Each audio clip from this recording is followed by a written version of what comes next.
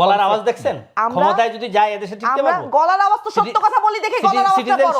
আপনারা তো পকেটে চুরির টাকা আছে বলে গলার আওয়াজটা ঠান্ডা, কারণ মাথাটা ঠান্ডা। 16 বছর শেখ হাসিনার সাথে ছিলেন না, মাথাটা তো এইজন্য ঠান্ডা। মামলা করা উচিত, বিএনপি ক্ষমতা আসলে আপনার নামে মামলা করবে। শেখ হাসিনার যদি খুনি বলতে ওনাদেরকেও খুনি বলতে হবে। দেখছেন 5 আগস্টের পরে যত খুন করেছে এই দেশে 5 আগস্ট পরে ধরে ধরে নিয়ে কি খুন করছি? কারে না করছেন? 4বার জাতীয় পার্টির অফিসে গিয়ে মানুষ খুন করছেন। এখানে কে ভিতরে জলে মরছে? জাতীয় পার্টির অফিসে যখন হামলা হয়েছে আমরা যাই জাতীয় পার্টির অফিসে? একদম না। হাসনাত আব্দুল্লাহ তার ফেসবুকে দিয়ে বলেছে আসেন এখানে জাতীয় পার্টি করার জন্য। এনসিপি কিন্তু আপনাদের পক্ষে স্টেটমেন্টও দিয়েছে, যদিও আনুষ্ঠানিকভাবে না। বিএনপি বলেছে, বিএনপি মিথ্যাচার করতেছে এখানে। নাই কথা বলেন না, খামোকা মিথ্যাচার শব্দটা আপনি বললেন না। আপনারা এই দেশে যা করেছেন, খুন করতে বলতে হবে এখানে। বাংলাদেশের 53 বছর যে মবক্রেসি হয় নাই, মানে এটি এই মবক্রেসি 5 আগস্টের পরে মবক্রেসি গোষ্ঠী কিলায়, আমি মবক্রেসির উত্তর দিব। মবক্রেসির গোষ্ঠী কিলায় অবশ্যই উত্তর দিব। ওনাদের জন্য একদম রাস্তা বিএনপি ছাড়া এই দেশে ওনাদেরকে কেউ ঠিক করতে পারবে না। যেই বিচারপতিরা বুঝছেন, বিচারপতিরে কানে ধরে নামায় দিবে। বিনা বিচারে মানুষকে সুষ্ঠুভাবে বিচার না কইলে, মানে 5 তারিখ পর্যন্ত 5 তারিখের পরে মবক্রেসি করে রাষ্ট্রপতি সরাইতে গেছিল, সেনাবাহিনী প্রধানকে সরাইতে গেছিল। এরপরে আমরা আপনার কাছ থেকে শুনবো, আপনার কাছ থেকে এখন যে পর্যায়ে গেছে এখন আর হচ্ছে না তো। এখন আর ওনাকে স্পেস দিলে আমার স্পেসে থাকবে না। আপনার কাছ থেকে শুনবো। আমি কথা বলতে পারবো না, উনি কথা বলবেন। ওনার ক্ষমতা বেশি। আমি এখন ছোট করে বলেন। শেখ হাসিনার আমলে টাকাগুলো পকেটে আছে না, ক্ষমতা বেশি তো কথা বলার অধিকারও বেশি। না প্লিজ আপনি বলুন। আমরা যেই বিচারপতিদের অপসারণ চেয়েছিলাম সেই বিচারপতিরা নিজ মুখে বলেছে যে আমরা শপথবদ্ধ রাজনীতিবিদ। তারা কি ন্যায় বিচার করেছে? বিএনপির ভাইরা যখন জেল খেটেছে তখন যারা জামিনের জন্য গিয়েছে জামিন দিয়েছে, অন্যায়ভাবে মিথ্যা মামলায় তাদেরকে জেল খাটতে হয় নাই? তারা লেজিটিমাইজ করেছে, জেল খাটতে হয় নাই? বিনা বিচারে জামাত বিএনপির নেতাদেরকে জেল খাটতে হয় নাই? সেই সময় এই বিচারপতিরা কি ন্যায় বিচার করছে? আমার নামে 4টা মামলা করছে। আমার নামে 4টা মামলা। আপনার নামে 40টা মামলা দেওয়া উচিত, কারণ আপনি খুনের দোষর, শুধু দোষর না। আমার আওয়ামী লীগের পরে আপনি এইখানে স্বাধীন বাংলাদেশে বসে আমাদেরকে বলেন খুনি, আমাদেরকে বলেন খুনি। একেবারে ছোট্ট করে মবক্রেসি এইটা উনাদের বানানো। গলার আওয়াজ দেখছেন? ক্ষমতায় যদি যায় এদেশে টিকতে পারবো? গলার আওয়াজ তো সত্য কথা বলি দেখে গলার আওয়াজটা বড়। আপনারা তো পকেটে চুরির টাকা আছে বলে গলার আওয়াজটা ঠান্ডা, কারণ মাথাটা ঠান্ডা। 16 বছর শেখ হাসিনার সাথে ছিলেন না, মাথাটা তো এইজন্য ঠান্ডা। মামলা করা উচিত, বিএনপি ক্ষমতা আসলে আপনার নামে মামলা করবে। আমরা ছোট্ট একটি বিদেশে থেকে ফিরে গেলাম। দর্শক আর কেবল প্রশ্নগুলো সহজ নিচ্ছি, ছোট্ট বিরতি, আমাদের সঙ্গেই থাকুন। এই মুহূর্তেও বিভিন্ন জায়গায় শেখ হাসিনার দুঃখে কান্দে। তারা এক ধরনের অপরাধী, তারা 15 বছর দুঃশাসনকে এক ধরনের লেজিটিমেসি দিয়েছে, কিন্তু আপনারা বলে আমারেও ডাকে নাই, তাদেরকেও ডাকে নাই, আমাদেরকেও নির্বাচন করতে দিতে চাইতেছে না, তাদেরকেও ছাড়া নির্বাচন হইলে নির্বাচন সুষ্ঠু হবে না। তারা যখন অন্যদেরকে ছাড়া নির্বাচনের এই আমিডামি নির্বাচন করছিল, তখন কি তারা জনগণের সামনে এসে বলছিল যে আওয়ামী লীগের এই কাজ আমরা সমর্থন করি না? তারা তো সুযোগ সুবিধা ভোগ করছিল। তারা সুযোগ সুবিধা ভোগ করে নিজেরা আরামে আয়েসে দিন কাটাইছে। আর যতগুলো টাকা বাংলাদেশ থেকে লুট হয়েছে সেই টাকার খোঁজ নিলে তাদের পকেটেও বাইর হবে না।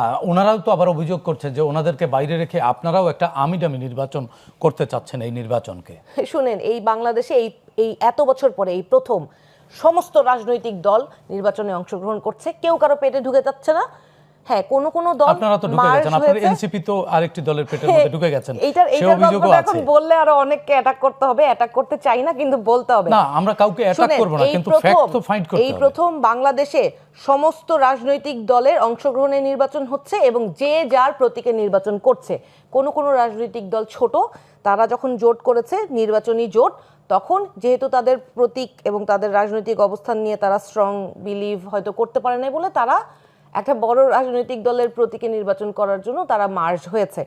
এইটাকে আমি ক্রিটিক্যালিও দেখতে পারি, আবার তাদের জন্য ভালো হয়েছে বলে খুশিও হতে পারি। রাজনীতির জন্য ভালো কিছু দেখেন, কিন্তু দল বিলুপ্ত করে এটা আমি তো বললাম তো, আমি তো গুড সাইন মনে করেন আপনি? না, আমি তাহলে রাজনীতি কই থাকলো? অবশ্যই আমি এইটাকে গুড সাইন মনে করি না যে একটা রাজনৈতিক দল তাদের নিজস্ব স্বকীয়তা, নিজস্ব রাজনীতি বাদ দিয়ে নিজের রাজনৈতিক ব্যানার গুটিয়ে পরিচয় গোপন করে। আমি এখন এখানে একজনের নাম স্পেসিফিক্যালি বলবো। হ্যাঁ, সবার জন্য আমার এত দুঃখ লাগে না। আমার ববি হাজ্জাজ ভাইয়ের জন্য আমার লিটারালি আমার ভীষণ ভীষণ দুঃখ লাগছে। ওনারও তো আপনাদের জন্য দুঃখ লাগে। হ্যাঁ, না না, আমাদের জন্য অনেকের দুঃখ লাগা উচিত, কারণ আমরা তো অভ্যুত্থানের অংশগ্রহণ করেছিলাম, নেতৃত্ব দিয়েছিলাম, আমাদের জন্য অনেক দুঃখ লাগা উচিত সবার। নাসিরউদ্দিন পাটোয়ারি বলেছেন মুনাফিকের দল জামাত, ইট ইজ অন রেকর্ড। বলেছেন জামাত এবং বিএনপি একটা লাউ আর একটা কদু, সেই জামাতের সাথে এখন অ্যালায়েন্স করে নির্বাচন করছেন। খারাপের ভালো চুজ করছি। না, করতে পারেন, এটা আপনাদের অধিকার, করেছেন যে দেশের মানুষ সিদ্ধান্ত নিবে, দেখবে এটা কোনটা করেছেন। মবক্রেসি যদি বাংলাদেশে পড়েন, জোর করে কোনো বিচারপতিকে তার স্থান থেকে অপসারণ করা কিন্তু 5 আগস্টের পরে এনসিপি করেছে। শপথবদ্ধ রাজনীতিবিদদের তাদের শপথের থেকে নামাই আপনার সময় কিন্তু আমি কথা বলি নাই। না না, অসুবিধা নেই, আপনার ভালো হয় আপনি আমার সময় কথা না বলেন, আপনি নোট রাখেন।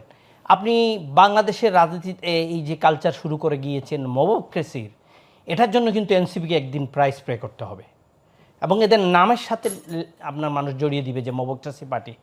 আপনি মবক্রেসি করে আপনি ভালো করলেন না, আপনাকে আইন আছেন, আইনের কাছে চলে দিতে হবে না, আপনার গলায় জুতা পরাই দিয়ে আমরা পিটাইয়ে পুলিশের কাছে দিব। রাষ্ট্র যখন ব্যর্থ হয় ডেমোক্রেসি রক্ষা করতে, তাইলে আপনি মেনে নিলেন, এই রাষ্ট্র ব্যর্থ সরকার এবং বিগত রিজিমে তো ব্যর্থ হয়েছে রাষ্ট্র। তাইলে আপনি সরকার 8 তারিখের পরে আপনি সরকার তো বসেই দিয়েছেন। 8 তারিখের পরের কথা, 8 তারিখের পরে তো আপনি সরকার আপনারাই বসিয়ে দিয়েছেন। তার মানে 8 তারিখ পর্যন্ত যা হয়েছে সব সঠিক। তাহলে অভ্যুত্থান সরকার করে ফেলতেন। ওকে, আপনি সংবিধান বাদ দিয়ে একটা নতুন অভ্যুত্থানের সরকার করে ফেলতেন, তখন আপনাদের লেজিটিমেসি সব কিছু হয়ে যেত।